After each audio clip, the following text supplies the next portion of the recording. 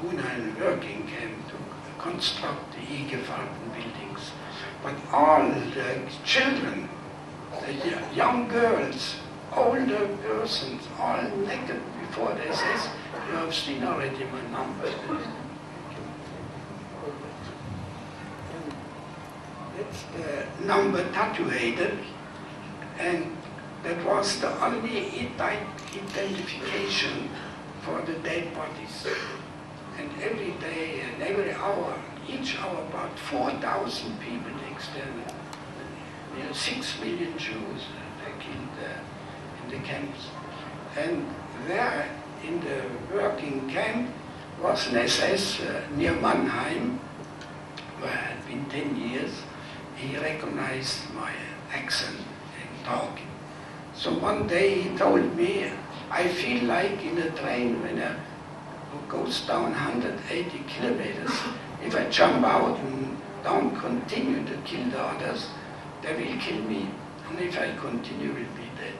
He was bound by the demons to work for the bad and for going to his death. So the Christians are bound to God. They have hope for everlasting life. It's just opposite.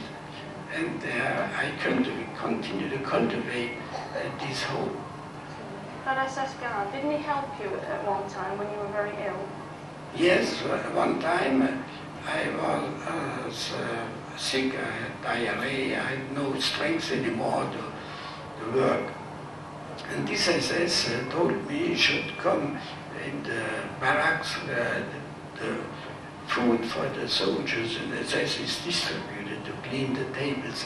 So I found some food every day, what was left on the table, and I got strength again to survive. And sometimes I saw Lila Winkel coming, electricians to repair in the dining room, and I could give them some food. They had a special place to reserve under the tools, a place where they could get some food in the camp.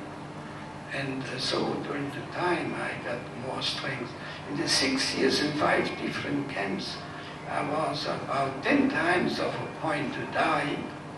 Each time, every time I should say, came someone along which helped me along. And we were, as the Russians came close in January 45, they transported all the prisoners from the east section to the center of Germany, and we had to walk from Buna to Gleiwitz, about 40 kilometers in January 45, in the snowstorm. There was a death march. And each one which couldn't walk anymore got killed with the machine guns. As we got there on the station, the SS were around and no one would escape. And the same SS one let me distribute the rations for the soldiers which kept the railroad station. When there was one portion left in the sack, it disappeared. And that helped me again to get to Buchenwald alive. And there are more dead ones arrived in Buchenwald as living ones. We had to be on carloads for coal, open carloads in January, only straw in it, and about 2 weeks traveling every third day, warm water soup with betterave, and we could hardly survive. As we got there, at Buchenwald, there could a little camp, there were the people very, very crowded. In good cases, for 2 persons, they put 10 in it. They were very crowded. And every day there were thousands of people died because the typhus, which sickness, killed many people. So I heard that some witnesses work in the kitchen, and I went there to the kitchen, and I found there Otto Becker worked in the kitchen with the Lila Winkel, and I talked all my story, my experiences, and he tell you where you come from Reichenbach. Reichenbach im Odenwald, near Frankfurt am Main. He was from a Kindinger, a communist, a capo, which had the responsibility for a barrack. He was already 12 years there. And he brought me to them, and he got me out from the small camp in Buchenwald and was in his barrack, and he gave me more food. So I got again strength, and I had to go to work outside. And I met Hermann Emder, also a Jehovah's Witness, which did construction work, and Fritz Heikon, another Jew, which listened to him. He built up the walls, and at the same time built up hope in the mind of the people. This construction was very important, and he got also some pages of the Revelation. Heikon, he worked with him. In the evening, as we walked home, he hardly could walk anymore, he was so weak. So I got more food, I could help him also to keep going. And Kindiger said that the camp commander announced all Jews have to come up to the station to get killed in the forest. You don't go up, you stay here, I will protect you. So I asked him if he could also protect Fritz Heikon. He said, no, you are from my hometown, I risk it, I can do more. So I went up with Heikon on the railroad station. The animal cars were loaded with people and brought out in the forest. They had to dig their own grave, and they were shot with machine guns, just thousands before the Americans came. So we saw a wood pile behind us here on the board, and we went behind that wood pile to read some of the Revelation before we should get killed. They have hope for resurrection. And the train left. We heard the machine guns, the Americans came closer, the SS disappeared. We were liberated in this evening. And they announced to all witnesses could come together. But before, in each barrack, only one or two witnesses. And now we could go all together in one barrack. There were Fritz Adler, he was 12 years in concentration camp, standing firm. He was liberated with us, 180 witnesses came out. And he went to the east zone of Germany, to Magdeburg. He was another 11 years in prison concentration camp. 23 years, standing firm, and every moment he could sign, like as Kusarov Magdalena explained, he could go out. And standing firm 23 years is really a big witness that people can endure with God's help to stand firm. And I was baptized in Buchenwald by Fritz Adler, Fritz Heikon also. Fritz and we went missionaries, went to preaching work, and he was in the 15th class at Gilead School, missionary school. Simon was in the 19th and the 27th, and since we do our best to inform people how you can cultivate a conscience which is in harmony with human principles, then the Nazi system is against all human principles, all human rights, and we would like help people to know about it, that such things should never happen again, that each one has to inform themselves now to get his conscience trained, and that he can stand firm for good principles and love themselves and the neighbor themselves, and that we wish everyone here. That's lovely. Thank you very much, Max, for that.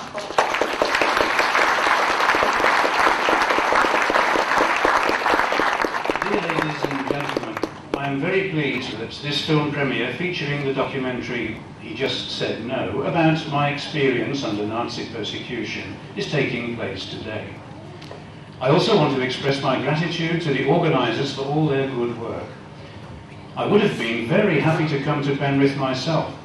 However, I'm also going to an event in Milano, Italy, on Sunday the 26th of January, for the presentation of the Italian version of the video.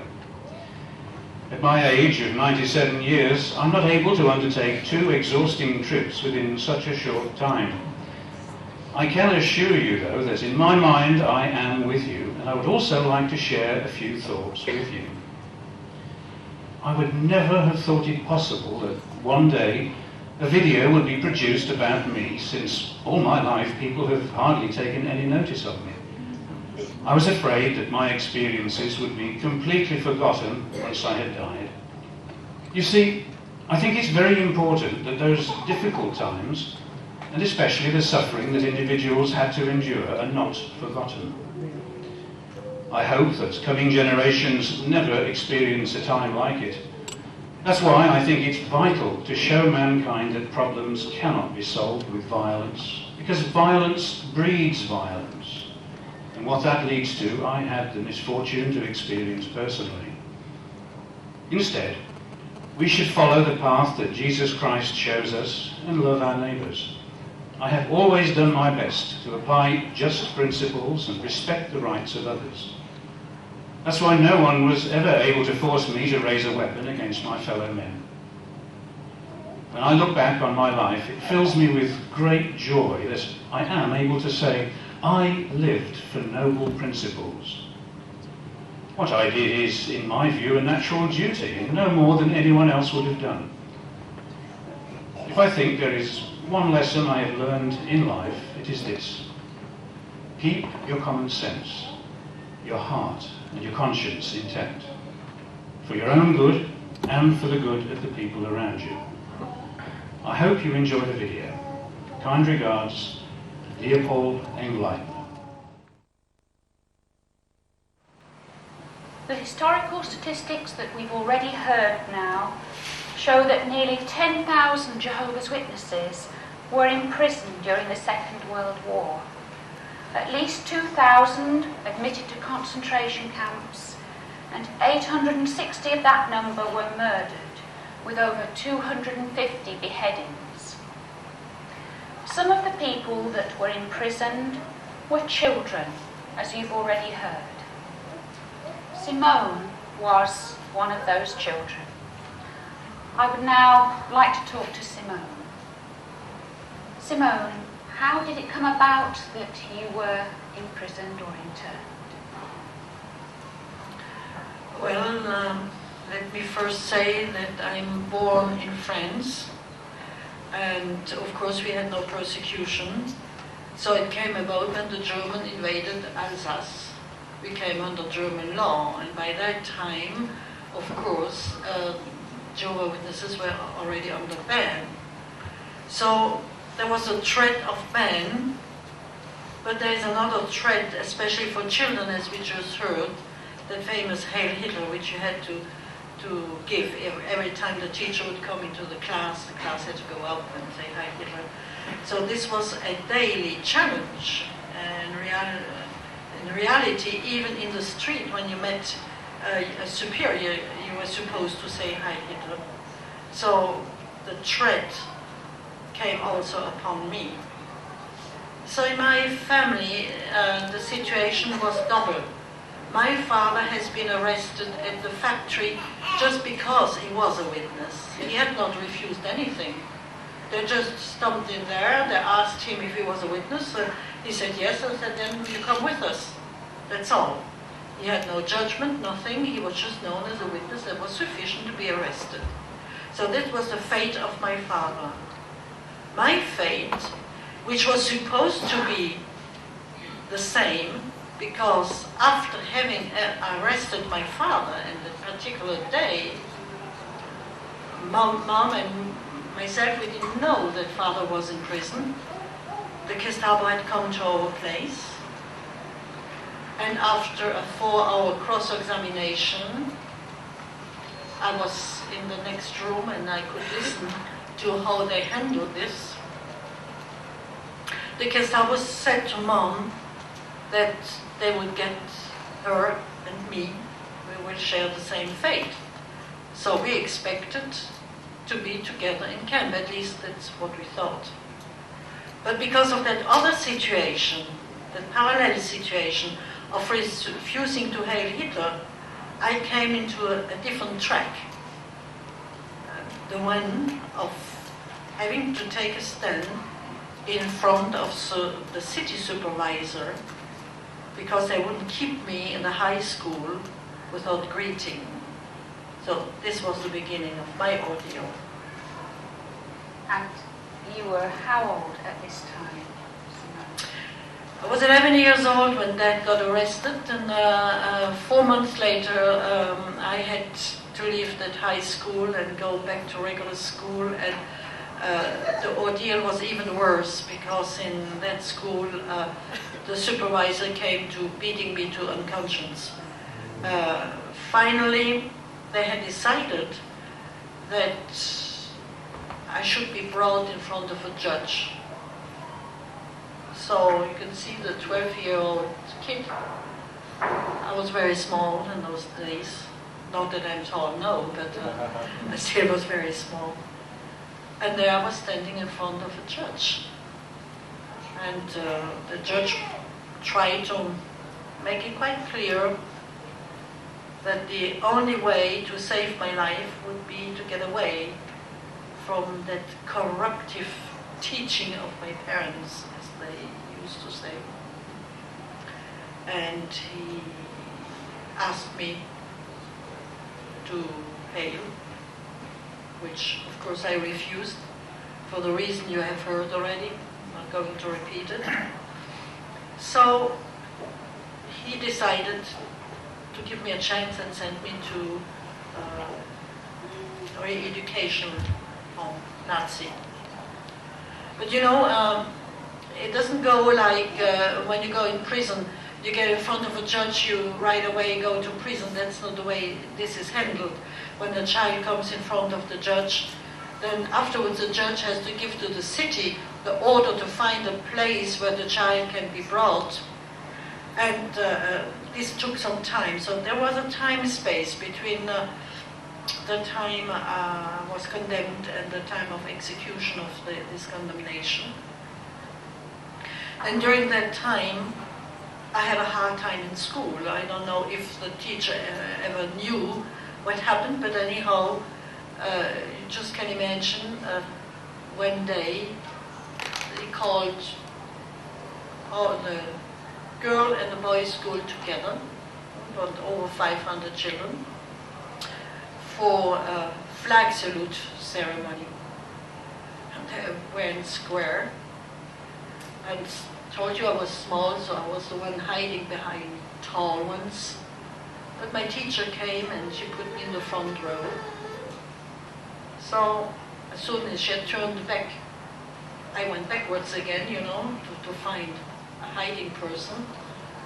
And then the supervisor saw that, and he got my teacher, said something to her, she blushed, she came back, she took me by the hand and she put me all alone in front, in the middle. So I started off trembling. I was so afraid that I could be taken, stripped away by the enthusiasm of the flying hens, you know. And I was there, and I was shaking. I was holding my skirt, so my hand could not go up with the others. And then I saw that teacher, the supervisor, his grins. He was happy. He got me. He was the lion. I was the prey. I had that feeling. And I couldn't stop trembling. And then I said in my heart, oh Jehovah, I just do not want to tremble in front of that man. And I suddenly got stiff, like a pillow. Not inside.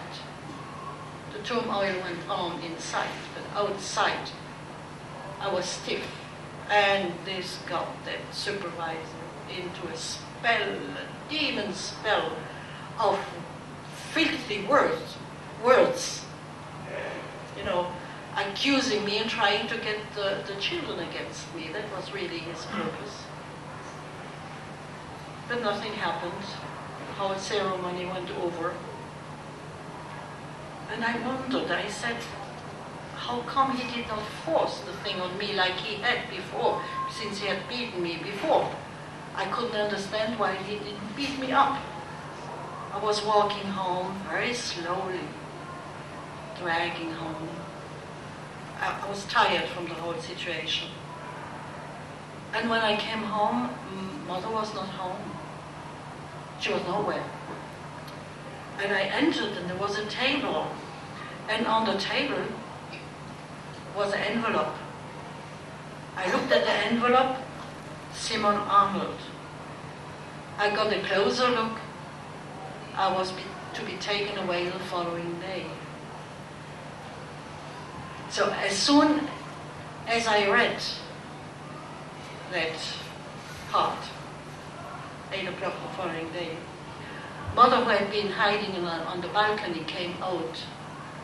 She took me in her arms and she said, yes, that's it, Simon. But you're now over 12 years old, and children of the high society, they go in college, they leave their families to get higher learning. Now this is the higher learning that your God has provided for you.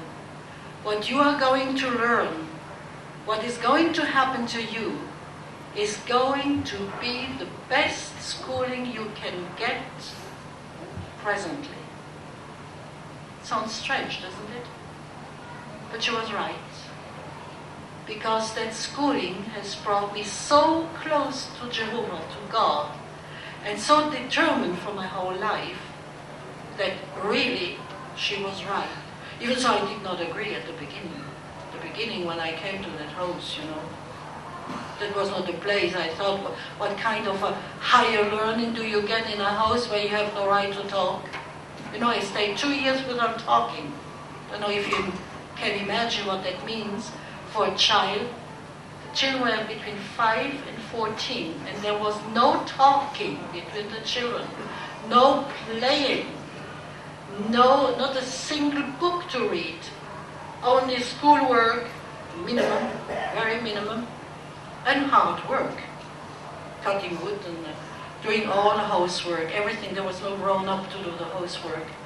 And I think you were made to watch other children suffer bitter persecution if they did speak or did things wrong. Yes, well, when a child was caught speaking, I got beaten on the hands. But you have to know that when pair meant 1 evening without eating, 2 pair means 2 evenings without eating. And the child had to go up at the moment the plate, the soup, only soup, the soup would be served. The plate would go up, on the end of the table to be served. At the very moment that punished child's plate would arrive on the top to get served, the child had to get up, put the hands on the back and said, "Thank you, I have no right to eat because I am punished." And if not all the 36 children could hear the child refusing, it did not count. That meant that the following day the ordeal started up again. So of course, when you have this kind of pressure, very seldom talking would go on. I would never try talking, except once I was trying to talk in bed.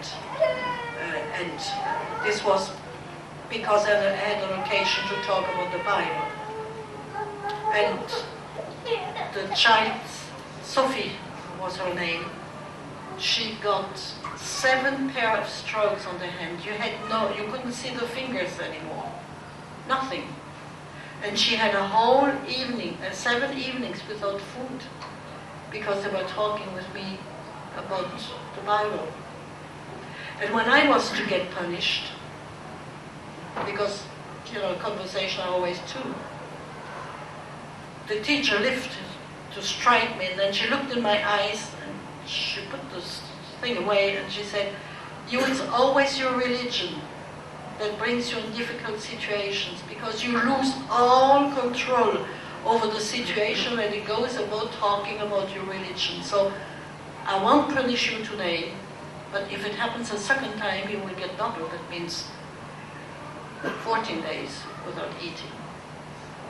Well, for sure, you don't force situation when it is to that point, So what would you say was the hardest part of your 2 years in the correctional school? This is hard to say. As a matter of fact, I think the hardest part was before. You might be surprised, but it was before.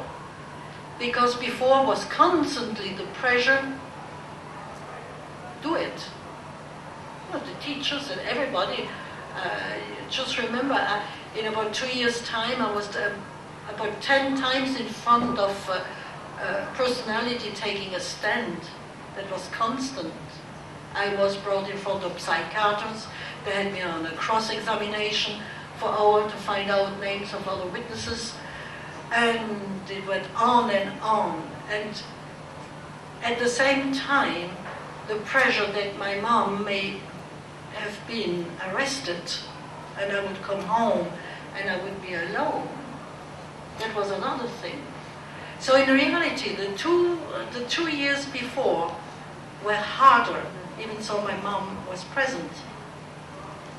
As when I arrived, the only thing that made me terribly suffer in the beginning in Konstanz, where the home was, is the idea that mom was alone at home, because mom was, health-wise weak. And I did quite a bit of homework before I left. And to know that my dear mother being all alone with that homework, that got me down. And when mother got arrested 4 weeks after my arrest, I was relieved. I said she will be with other brothers, she will have help. So somehow I got a relief. Even so, I was in total isolation, no witness around me. Somehow, I only had the pressure of hard work, bad food, humiliation, talk, the most humiliating talk those children had. This was the second part. But the hard part of facing the lion, really, afterwards I was in his den. And somehow he was a little bit calmer in the den than he had been before. So that was a little bit of a relief in a way. It was. To certain points, True, I had an aunt that could visit me several times the second year I was there. But before she had the right to visit me, I had been brought again in front of the judge for a second time. Well, the same thing. They were treating me like an adult. They put in front of me the same, possibility of signing and get free and get out and better learning. And you just imagine when you hear judges and teachers tell you, you are the one that choose your own destiny. Germany is a land of freedom. It gives you the choice to go there where you want to go. You want to go to camp, all right, you go to camp. You want to go to penitentiary home, you go to penitentiary home. That's the way they turned the situation around. They told you you were free to choose. Well, I felt free to choose, true, but not in their sense, No. of course. And you chose to be faithful and face the lion. Yes, well, I took baptism before my arrest. I was 11 years old. I knew exactly what was coming on us. As a matter of fact, I took baptism in August 41. Dad was arrested the 4th September, a few weeks later, and I got in trouble right away after that. I knew exactly when I took the baptism, this is the beginning of a specific road. But I thought it was a privilege to stand up for right principles and for the love of God and the love of neighbor. I was deeply, deeply involved in that feeling. And your wonderful family life before this, the way that your parents had taught you what the Bible had said, it was this that really strengthened you to face the Bible. Of course, my family life was an exceptional family life. My father was an artist, painter, and we had wonderful hours together. And I knew that only God can give us that back what the Nazi had broken to pieces, So during the time I was in that confinement without talking, I was living on the teaching I'd gotten and the experiences and the family life, farm life, and my grandparents' place. And how true were my father's thoughts. As a little child, he used to say, as soon as I started off reading, we were not witnesses in those times yet, but the principle was there. He said, you know, the brain is something exceptional. What you put in there is your private possession. No one can take it away. You can always get to it. Whatever you put in here is like a library. It's your own. And while I was 2 years alone, I was reading my library. I had plenty of things up there. So what would you say now to the parents that are here? How to help their children if they have to face things like this? How a wonderful privilege they have to have empty libraries when they get a baby. And they can start off filling that library with thoughts, upbuilding thoughts, love, respect of God, love of the neighbor. And I would say what's most important, to learn to a child to say no to things which are against its own conscience. If a child has learned principles, it has to stick to it if it will be happy. So the biggest riches you can give to your child is to give that spirituality and the desire and the strength to say no when something is against good principles. And I think that is such an important lesson for us today. None of us know what the future will hold. In the short term, we don't know what we'll face, but we would always wish to be faithful to our conscience. And here I would like to share another word of my mom. She used to say, because I felt very small, I had some problems when I was a little girl to make nice prayers. They were always short. Somehow I was happy that Mom prayed. But Mom always said, you know, as long as Jehovah sees in your heart the will, the desire, the determination to stay faithful, He is the one that gives the strength. No one can stand up by his own. So facing the lion, really, Simone, for you, the fact that you were faithful all those years ago, it made a strong person of you, something that no one can take away from you, and you would like that for others too, I'm sure. Yes, well, there cannot be a more satisfactory life than the one we had after having gone through that kind of school. As Max just told before, we have gone into full-time service because there is no better way to thank Jehovah for all His goodness over those years. When I see on the lion, no, I say, my goodness, he was so terrible. Because I really didn't have that feeling that he was as terrible as he was. Because I always felt that protection around me. Somehow, you know, just an idea. When I was alone and I was we had no right to look out the window. There was only one place I could look out the window was the toilet. Okay. So whenever I saw a star or a moon, I used to say, if Mom is looking there and Dad is looking there, we have only one eye. We look at the same thing. And then I said, but Dad prays, Mom prays, I pray. This is only one prayer, and we are united as a family in prayer. And that kept me on all the time. Strong.